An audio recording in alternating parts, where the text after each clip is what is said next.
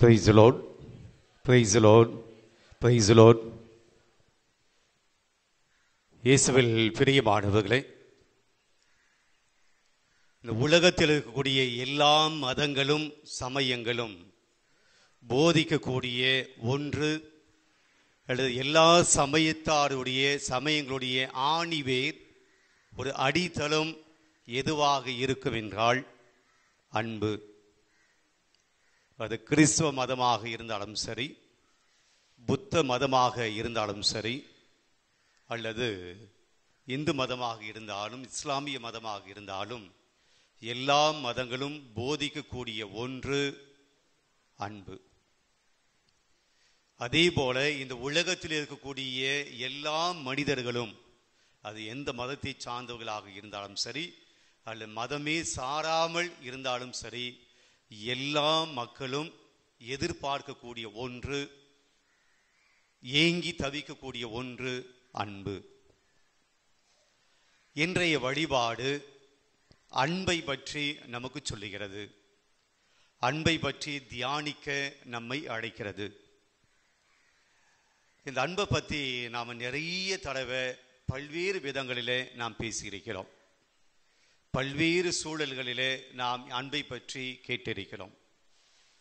எந்த தியானத்துக்கு சென்றாலும் அல்லது எந்த வழிபாட்டுக்கு சென்றாலும் அன்பை பற்றி நாம் பேசுவோம். இன்றைக்கு மீண்டும் திரு அவை அன்பை பற்றி சிந்திக்க நம்மை அழைக்கிறது. காலையில் கூட நான் கேட்டேன், அன்பு அப்படின்னு சொன்ன உடனே எது அன்பு அப்படின்னு கேட்டால் நமக்கு உடனே என்ன தோணும்? அன்பனா என்னது? இல்லை, உங்களை தான் கேட்டிருக்கேன். அன்பனா என்னது? அன்பனா அன்பு தான்.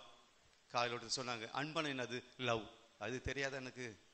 அன்பனா லவ்னு தெரியாதா? லவ்னா என்னது? அன்பு. இல்லை, நான் அது கேட்கல. அன்பனா என்னது? அன்பு என்றால் எப்படி நாம் அதை புரிந்து கொள்வது என்று சொல்லலாம். சொல்லுங்க சார். ஒருவர் மற்றோடு அன்பு காட்டுவதா? ஏங்க, அன்பனா என்னன்னு கேட்டால் ஒருவர் மற்றோடு அன்பு காட்டுதுன்னு சொல்றீங்க. காலையில் சொன்னதை விட இது ரொம்ப மோசமாக. எந்த எதிர்பார்ப்பும் இல்லாமல் உதவி செய்வது, எந்த எதிர்பார்ப்பும் இல்லாமல் உதவி செய்வது தான் அன்பு. ஓகே, வேற என்ன? ஒருத்தர் பதில் சொன்னா மற்றவங்களாம் சொல்ல மாட்டீங்களா? உங்களுக்கு அன்பனா என்ன படுது? சொல்லுங்கம்மா. தாய் குழந்தையிடம் காட்டுகிற பாசம். இப்போ மற்றவங்களாம் செய்கிறதெல்லாம் அன்பு கிடையாதா? ஃப்ரெண்டு கிட்ட காட்டக்கூடிய பாசம் அன்பு இல்லையா? தேங்க்யூ. வேற எப்படி சொல்லலாம்? அன்பனா என்னது? சொல்லுமா என்ன வாட்டி. ஒருத்தர் முடியாம படுத்திருக்காங்கன்னா அவங்களுக்கு போய் பணி செய்வது அன்பு. ஓகே, பிரியமானவர்களே, இதுதான் அன்பு, இதுதான் அன்பு அப்படின்னு சொல்லி திட்டவட்டமாக கோடிட்டு ஃப்ரேம் பண்ணி இதுக்குள்ள அன்பை நம்ம வச்சு பார்க்க முடியும். ஒவ்வொரு சூழலுக்கு ஏற்றா போல் இந்த அன்பு மாறுபடுகிறது.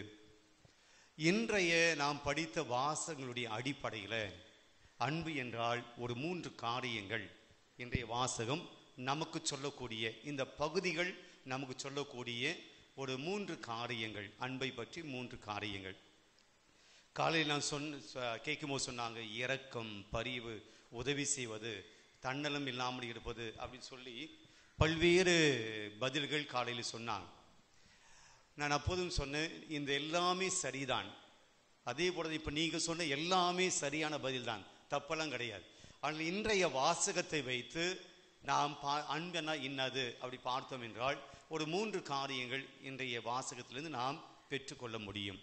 ஒன்று, முதல் வாசகத்தில் இருந்தும் நற்செய்தி வாசகத்திலிருந்து பார்க்கக்கூடிய அன்பை பற்றிய ஒரு தன்மை, அன்பை பற்றிய ஒரு பண்பு என்னது அப்படின்னா, முதல் வாசகம் பவுலும் பர்னபாவும் 3 இடங்களுக்கு போகிறார்கள். அந்த 3 இடங்களுக்கு போயிட்டு அவர்கள் நற்செய்தி போதிக்கிறார்கள். இறை வார்த்தை என்ன சொல்லுது அப்படின்னா, முதல் வாசகத்துல அவர்கள் மீண்டும் அந்த இடங்களுக்கு திரும்பி வந்தார்கள் அப்படின்னு சொல்லுது. அப்ப திரும்பி வந்தார்கள் அப்படின்னா என்ன அர்த்தம்? ஏற்கனவே அவங்க அங்கிருந்து போயிருக்கிறாங்க. நீங்க திரும்பி எங்க போவீங்க?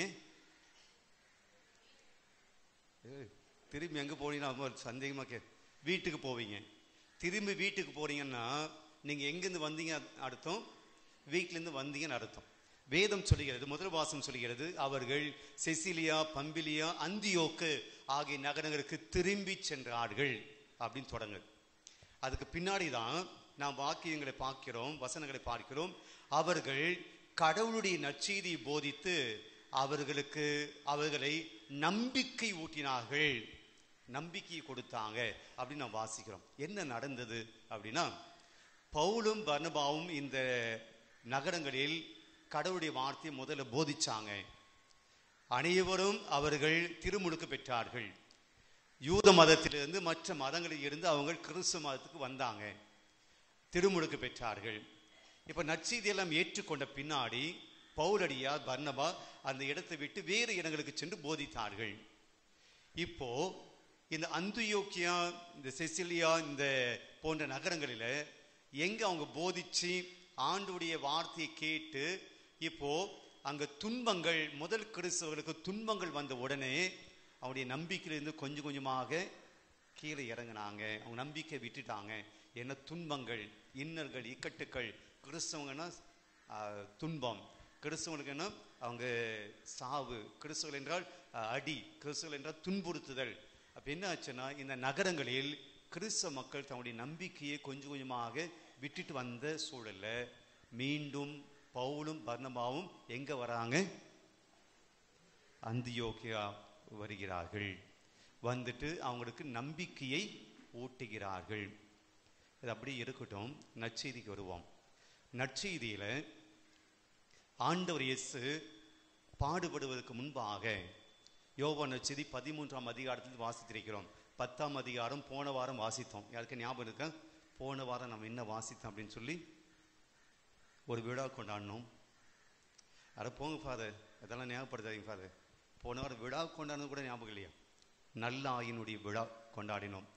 ஆக 10ஆம் அதிகாரம், யோவான் நற்செய்தி 10ஆம் அதிகாரம் நல்ல ஆயினுடைய பகுதி. 11ஆம் அதிகாரத்திலே ஆண்டவர் இயேசு லாசரை உயிர்ப்பிக்கிற அந்த நிகழ்வு. 12ஆம் அதிகாரத்திலே மார்த்தாள் மரியாளுடைய வீட்டுக்கு ஆண்டவர் இயேசு போகக்கூடிய நிகழ்வு. 13ஆவது அதிகாரத்தில் இருந்து 16ஆம் அதிகாரம் வரையிலும் ஆண்டவர் இயேசு தன்னுடைய சீடர்களோடு ஆபோசன சமயத்தில் இருந்து அவர்களுக்கு கொடுக்கக்கூடிய அறிவுரை. சாலமோன் பெரிய 13, 14, 15, 16, 17ஆம் அதிகாரம் வரையிலும் நீங்க பார்த்தீங்கன்னா ஆண்டவர் ஒரே மறையுரையை கொடுத்தார். எத்தனை அதிகாரங்கள்? கிட்டத்தட்ட 4 அதிகாரம். 4 அதிகாரம் நீங்க படிச்சீங்கன்னா எவ்வளவு நேரம் ஆகும் தெரியுங்களா? கிட்டத்தட்ட 3/4 மணி நேரம் ஆகும் அந்த 4 அதிகாரம் படிச்சு. இயேசு நீளமான ஒரு மறையுரையை தன்னுடைய சீடர்களுக்கு ஆபோச நேரத்தில் கொடுக்கிறார். இன்னைக்கு அது தொடங்குது. 13ஆம் அதிகாரத்தில் ஆண்டவர் இயேசு சீடர்களுடைய பாதங்களை கழுவுகிற நிகழ்வு. அந்த பாதங்கள்லாம் கழுவிட்டு இன்னைக்கு ஆண்டவர் சொல்றார், நீங்கள் ஒருவர் மற்றவரை அன்பு செய்யுங்கள். புதியதோர் கட்டளை உங்களுக்கு நான் கொடுக்கிறேன், ஒருவர் மற்றவரை அன்பு செய்யுங்கள். அதோடு நிப்பாட்டல, நான் உங்களை அன்பு செய்வது போல நீங்கள் ஒருவர் மற்றவரை அன்பு செய்யுங்கள். என்ன கான்டெக்ட் தெரியுங்களா? என்ன சூழல் தெரியுங்களா? இயேசு பாடுபட போகிறார். அவர் காட்டி கொடுக்கும், அங்கதான் இருக்கோம். காட்டி கொடுத்தவன் தான் இப்ப வெளியே போன உடனே இந்த பகுதி வருகிறார். காட்டி கொடுக்க வெளியே போயிட்டான். நீங்கள் என்னை விட்டு ஓடி போயிடுவீங்க, நான் சிலுவையிலே மறிக்க வேண்டியிருக்கும், நீங்கள் பயந்து கொண்டு இருப்பீர்கள், உங்களை துன்புறுத்துவாங்க. அந்த சமயத்தில் நீங்கள் தனித்தனியாக ஓடிடாதீங்க. நீங்கள் எப்படி இருக்கணும்?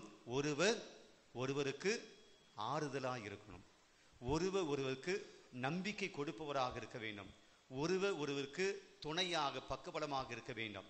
இப்போ முதல் வாசகம் 2வது வாசகம் கனெக்ட் பண்ணி பார்ப்போம். என்னன்னா, பவுலடியார் பர்னபா முதல் கிறிஸ்தவங்களுக்கு நம்பிக்கை கொடுக்கிறார்.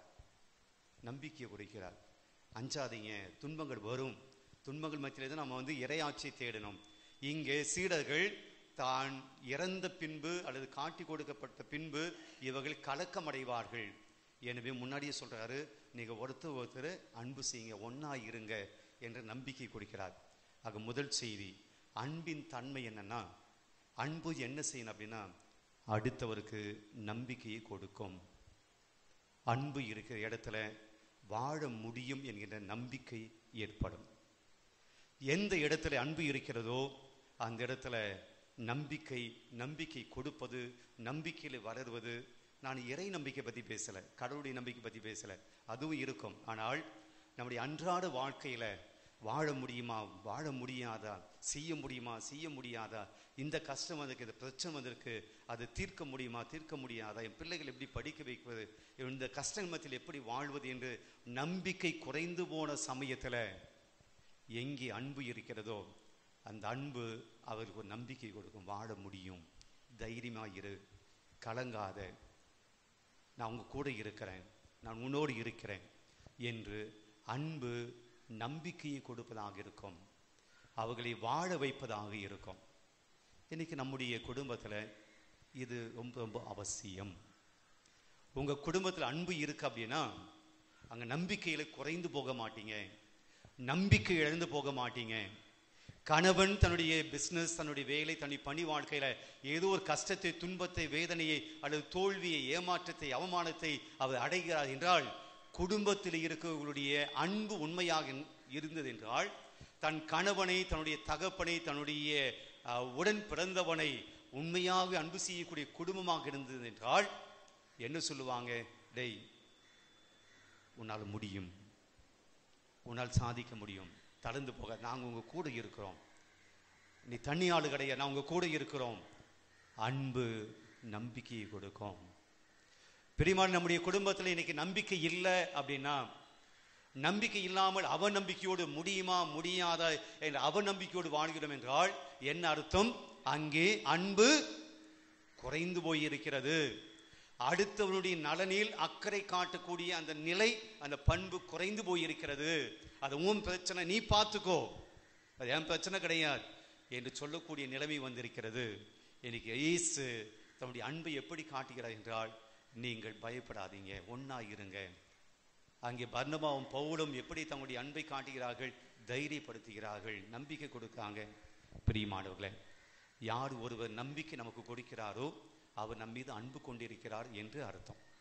நாம் யாருக்கு ஒருவருக்கு நம்பிக்கை கொடுக்கிறோமோ நாம் அவர் மீது நம்முடைய அன்பை வெளிப்படுத்துகிறோம் என்று அர்த்தம். அன்பு இருக்கக்கூடிய இடத்துல அவநம்பிக்கை இருக்காது, அன்பு இருக்கக்கூடிய இடத்துல சந்தேகம் இருக்காது, அங்கே நம்பிக்கை இருக்கும். யோசிப்போம், நம்முடைய குடும்பத்தில் அன்பு நம்பிக்கை கொடுப்பதாக இருக்கிறது. இரண்டாவது செய்தி செல்வோம். இன்றைய நற்செய்தி வாசகத்தில், இன்றைய 2ஆம் வாசகத்தில் நாம் கேட்டோம். திருவெளிப்பாடாகவும் 21ஆம் அதிகாரத்தில் வாசித்திருக்கோம். கடைசி சாப்டர், கடைசி அத்தியாயம். யோவான் தான் கண்ட காட்சியை சொல்ற, நான் விண்ணகத்தில் ஒரு காட்சியை கண்டேன் அதெல்லாம் சொல்லிட்டு அவர் சொல்றாரு, கடவுளுடைய உறைவிடம் மனித நடுவே உள்ளது. கடவுள் எங்க இருக்காரா? மனிதர். நம்மளும் கடவுள் மோட்சத்தில் இருக்கிறார், விண்ணகத்தில் இருக்கிறார் அப்படின்னு நினைச்சுதான் அவரை பார்த்து வேண்டிக் கொண்டிருக்கிறோம். அவர் மோட்சத்தில் இருக்கிறார், உண்மைதான், விண்ணுலகில் இருக்கிறார், உண்மைதான். ஆனால் வேதம் சொல்கிறது கடவுள் நம்முடைய மத்தியிலே இருக்கிறார். என்ன கான்டெக்ஸ்ட் தெரியுங்களா? அதுவும் முதல் கிறிஸ்துவனுடைய வாழ்க்கை. முதல் கிறிஸ்தவங்க, நீரோ மன்னன் கிறிஸ்தவனை கொன்று குவித்து கொண்டிருக்கிறான். அவனுக்கு பின்னாடி வந்த ரோமை மன்னர்கள் எல்லா கிறிஸ்தவர்களையும் துன்புறுத்தி கொண்டிருக்கிறார்கள். அப்போது இந்த யோவான், திருவெளிப்பாடு நூலை எழுதிய யோவான், அவர் இந்த நற்செய்தியை கொடுக்கிறார். நான் ஆண்டவருடைய காட்சியை பார்த்தேன், அவர் எனக்கு இந்த காட்சியை வெளிப்படுத்தினார். ஆண்டவருடைய உறைவிடம் உங்ககிட்ட இருக்கு, ஆண்டு உங்களை விட்டு போகல, அவர் ஏதோ வானத்தில் இருக்கான்னு நினைக்காதீங்க. இப்போ உங்களுக்கு துன்பம் வருது, வேத கலாபனைகள் வருகின்றன, கிறிஸ்துவன் சொல்லி உங்களை நீரோ மன்னன் சாகடித்து கொண்டிருக்கிறான், அதனால கடவுள் எங்களை கைவிட்டுட்டாரு, கடவுள் எங்களை விட்டுட்டு போயிட்டாரு, நாங்கள் துன்புறுகிறோம், கிறிஸ்துவ ஆனதுனால நாங்கள் கஷ்டப்படுகிறோம் என்று நீங்க நினைக்காதீங்க. கடவுள் உங்களை விட்டு வெளியே போகல, கடவுள் உங்களை விட்டு தூர போகல, கடவுள் உங்களை அனாதையா விட்டுடல. கடவுள் எங்க இருக்காராம்? கடவுள் மனித நடுவே இருக்கிறார், அவங்க மத்தியிலே இருக்கிறார். கடவுள் கடவுளுடைய உறைவிடம் மனித நடுவே உள்ளது. படிங்க அந்த வசனம், 21ஆம் அதிகாரம் 5-6 வசனங்கள். மைக்கு. அப்பொழுது அரியணையில் வீற்றிருந்தவர் இதோ நான் அனைத்தையும் புதியது ஆக்குகிறேன் என்று கூறினார். மேலும் இவ்வாக்குகள் நம்பத்தக்கவை. முன்னாடி அழுகை இருக்காது. அவர்களுடைய கண்ணீர் அனைத்தையும் அவர் முன்னாடி. பின்பு விண்ணகத்திலிருந்து எழுந்த பெரும் குரல் ஒன்றை கேட்டேன். அது, இதோ கடவுளின் உறைவிடம் மனிதர் நடுவே உள்ளது. அவர் அவர்கள் நடுவே குடியிருப்பார். அவர்கள் நடுவே குடியிருப்பார். கடவுள் நம்முடைய நடுவே குடியிருப்பார். அவர்கள் அவருக்கு மக்களாய் இருப்பார்கள். கடவுள் தாமே அவர்களோடு இருப்பார். அவரே அவர்களுடைய கடவுளாய் இருப்பார். அடுத்து, அவர்களுடைய கண்ணீர் அனைத்தையும் அவர் துடைத்து விடுவார். இனிமேல் சாவு இராது, துயரம் இராது, அழுகை இராது, துன்பம் இராது. முன்பு இருந்தவை எல்லாம் மறைந்து விட்டன. இதான் காட்சி காண்கிறார். என்ன சொல்றாரு யோவான்? கடவுள் உங்களோடு தானே இருக்கிறாரு. கடவுள் உங்களோட போகல. இந்த வேத கலாபனைகள், துன்பங்கள், இப்படிப்பட்ட சூழ்நிலையில கடவுள் உங்களை விட்டு போகல. கடவுள் உங்களோடு இருக்கிறார். அப்படி உங்களோடு இருக்கிற போது உங்க வாழ்க்கையில் என்ன இருக்காது? சாவு இருக்காது, துன்பம் இருக்காது, துயரம் இருக்காது, அழுகை இருக்காது. முன்பு இருந்தவை எல்லாம் மறைந்துவிடும். என்ன சொல்ல வருகிறார்? கடவுள் நம்பிக்கை கொடுக்கிறார், நம்பிக்கை தருகிறார். நான் உங்களை கண்ணீர் கவலையில் அப்படியே விட்டுட மாட்டேன். நம்பிக்கை. 3 வாசங்களும் இன்றைக்கு அன்பு என்பது என்னவென்றால் அது நம்பிக்கையை கொடுப்பது என்பது நமக்கு சொல்லப்படுகிறது. 2வது செய்தி இங்கிருந்து பார்க்கிற போது, அன்பு செய்கிறவர்கள் அடுத்தவருடைய அழுகையை, துன்பத்தை, துயரத்தை துடைப்பார்கள். அடுத்தவருடைய வேதனையை துடைப்பார்கள். ரொம்ப ஷார்ட்டா அன்பனை என்ன, வாட் இஸ் லவ் அப்படின்னு சொல்லும்போது என்ன சொல்றாங்க? What is love? Love is love, it seeks good of others.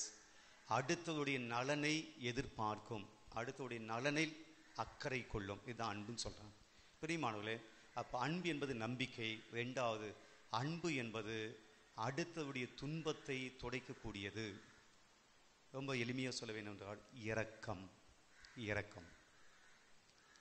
இருக்கக்கூடிய இடத்துல அன்பு இருக்கிறது. அடுத்தவனுடைய கஷ்டம் என் கஷ்டம் அப்படின்னு நான் நினைச்சேன் அப்படின்னா நான் அன்பு உள்ளவனாக இருக்கிறேன். அடுத்தவனுடைய தேவை என்னுடைய தேவை என்று நான் உணர்கிறேன் என்றால் அது அன்பின் அடையாளம். அடுத்தவனுடைய கஷ்டத்தை பார்க்கிற போது நான் கஷ்டப்படுகிறேன், அவனுக்காக நான் கஷ்டப்படுகிறேன் என்றால் அது அன்பின் அடையாளம். அடுத்தவனுடைய துன்பம் எனக்கு எந்த விதமான ஒரு உணர்வோ, எந்த விதமான ஒரு தாக்கமோ, எந்த ஒரு ஃபீலோ எனக்கு கொடுக்கல என்றால் நாம் கொஞ்சம் அன்பில் பின்தங்கி இருக்கிறேன். ஆக 2வது அன்பின் தன்மை என்னவென்றால் இரக்கம் உடையது. நாம் இறங்கி வருவோம், நம்முடைய இரக்கத்தை வெளிப்படுத்துவோம். 3வது பிரியமானவர்களே, வாசங்களிலிருந்து நான் எடுக்கல, காமனாக நான் சொல்றேன். ஏனென்றால் இன்னைக்கு அன்புக்கும் அன்பை புரிந்து கொள்ளக்கூடிய விதத்தில் நிறைய குளறுபடிகள் இருக்கிறது. லவ் எல்லாமே பேசுகிறோம், ஐ லவ் யூ சொல்றோம். பிரியமானவர்களே, அன்புக்கும் அட்ராக்ஷனுக்கும் வித்தியாசம் உண்டு. Love and affection and attraction வித்தியாசம் இருக்கிறது. இன்றைக்கு நிறைய இளைஞர்கள், வாலிபர்கள், ஏன் பெரியவர்கள் கூட, நாம் கூட பல சமயத்தில் அன்பு என்பதை நாம் அட்ராக்ஷனாக புரிந்து கொள்கிறோம். என்ன வித்தியாசம்? எது உண்மையான அன்பு இல்லை அப்படின்னா, என்னை அன்பு செய்கிறவர்கள் என்னை சந்தோஷப்படுத்தணும், என்னை அன்பு செய்கிறவர்கள் என்னை சந்தோஷப்படுத்தணும். என் கணவன் என்னை அன்பு செய்கிறார் என்றால் அவர் என்னை சந்தோஷப்படுத்தினால் அவர் என்னை அன்பு செய்கிறார் என்று அர்த்தம் அப்படின்னு மனைவி நினைச்சார். அல்லது மனைவி என்னை சந்தோஷப்படுத்துகிற போதுதான் என் மனைவி என்னை அன்பு செய்கிறாள் என்று நான் புரிந்து கொள்கிறேன் என்றாள். என்னுடைய அப்பா அம்மா என்னை அன்பு செய்கிறார் என்றால் எதையாவது கொடுத்து என்னை மகிழ்ச்சி படுத்த வேண்டும். அப்படி மகிழ்ச்சி படுத்துகிற போதுதான் அவர்கள் என்னை அன்பு செய்கிறார்கள் என்று பிள்ளைகள் நினைத்தாள். இது அன்பு அல்ல, அன்பு கிடையாது. மாறாக அன்பு என்பது என்னவென்றால், என்னோடு இருக்கிறவர்கள், என்னுடைய அன்பிலே வாழ்கிறவர்கள் என்னால் மகிழ்ச்சி அடைய வேண்டும். என்னை அன்பு செய்வதனால் அல்லது நான் அன்பு செய்வதனால் என்னோடு இருக்கிறவர்களுக்கு நான் மகிழ்ச்சியை கொடுப்பதுதான் உண்மையான அன்பு. ஆனால் இன்னைக்கு உலகம் எப்படி இருக்கு?